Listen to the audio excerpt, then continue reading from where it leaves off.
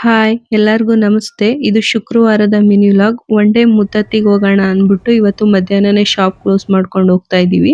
ಇವತ್ತು ನಮ್ಮ ಅಕ್ಕನ ಬರ್ತ್ಡೇ ಇರೋದ್ರಿಂದ ಅವಳ ಬರ್ತ್ಡೇನು ಸೆಲೆಬ್ರೇಷನ್ ಮಾಡ್ದಂಗ್ ಆಗುತ್ತೆ.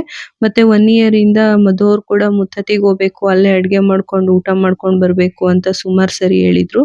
ಹಂಗಾಗಿ 2 ಕೆಲ್ಸನೂ ಆಗುತ್ತೆ ಅಂದ್ಬಿಟ್ಟು ಇವತ್ತು ನಮ್ಮ ಫ್ಯಾಮಿಲಿ ಮತ್ತೆ ನಮ್ಮ ಅಕ್ಕೋರ್ ಫ್ಯಾಮಿಲಿ ಇಬ್ರುನು ಹೊರಟಿದೀವಿ. ಇನ್ನು ಆನ್ ದ ವೇ ಮುತ್ತತ್ತಿಗೆ ಹೋಗ್ಬೇಕಾದ್ರಂತೂ ಜಿಂಕೆಗಳು, ಕೋತಿಗಳಂತೂ ಸಿಕ್ಕೇ ಸಿಗ್ತವೆ, ಮಿಸ್ಸೇ ಇಲ್ಲ. ಅದ್ರಲ್ಲೂ ಕೋತಿಗಳಂತೂ ರೋಡಲ್ಲೇ ಇರ್ತವೆ, ದಾರಿನೇ ಕೊಡಲ್ಲ ಅಷ್ಟಿದಾವೆ.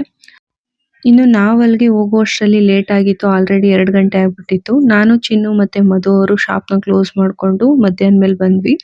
ನಮ್ಗಿಂತ ಮುಂಚೆನೆ ಮಮ್ಮಿ, ರೇಖಾ ಮತ್ತೆ ರೇಖಾ ಅವ್ರ ಅತ್ತೆ, ನಮ್ ಭಾವ ಎಲ್ಲಾರುನು ಫಸ್ಟೇ ಹೋಗಿ ಎಲ್ಲಾನು ರೆಡಿ ಮಾಡ್ಕೊಂಡಿದ್ರು. ಇನ್ನು ಊಟಕ್ಕೆ ಅಂತ ಚಿಕನ್ ಗ್ರೇವಿ, ರೈಸು ಮತ್ತೆ ಚಿಕನ್ ಕಬಾಬ್ ಮಾಡ್ಕೊಂಡಿದ್ವಿ. ಮತ್ತೆ ಯಾರಾರು ಒಬ್ರು ಕೋಲ್ ಹಿಡ್ಕೊಂಡು ನಿಂತಿರ್ಲೇಬೇಕು. ಕೋತಿಗಳು, ಹಸುಗಳಂತೂ ತುಂಬಾ ಇದಾವೆ. ಅವಕ್ಕೆಲ್ಲ ಡೈಲಿ ಅಭ್ಯಾಸನೇ ಆಗ್ಬಿಟ್ಟಿದೆ ಈ ತರ ಅಡಿಗೆ ಮಾಡ್ಕೊಂಡು ಊಟ ಮಾಡೋರ್ಗೆ. ಅವಂತೂ ಒಂದ್ ಸ್ವಲ್ಪನೂ ಹೆದರ್ಕೊಳ್ಳಲ್ಲ. ಇನ್ನು ಹಸುಗಳಂತೂ ನಾನ್ ವೆಜ್ಜೇ ಆಗ್ಬಿಟ್ಟಿದಾವೆ. ನಾನ್ ವೆಜ್ ಎಲ್ಲ ಚೆನ್ನಾಗಿ ತಿಂತವೆ. ಇವತ್ತಿನ ದಿನ ತುಂಬಾ ಚೆನ್ನಾಗಾಯ್ತು. Thank you for watching.